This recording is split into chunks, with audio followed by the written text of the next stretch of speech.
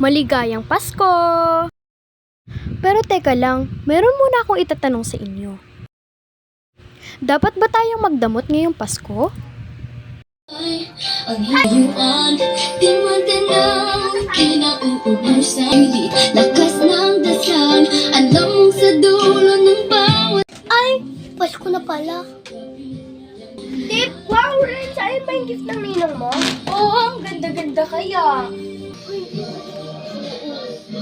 Uy, ano yung gift ng ninong mo? Ito, ay, parang siguro tayo kay Rocky. Tapos sa akin yung may mga doktor. Ang ganda nga eh. Gusto ko. Oh, nasan yung gift mo? Wala akong gift eh. Walang gift? Poor lang kasi kayo. Kaya nga, it's a so poor. Wala kasi ninong. Wala kang ninong. Ang ganda-ganda.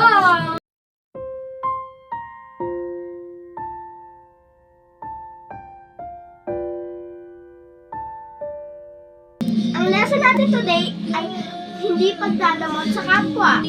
Dapat magbigayan tayo ngayong Pasko. Dapat magbigayan tayo ngayong Pasko. Merry Christmas!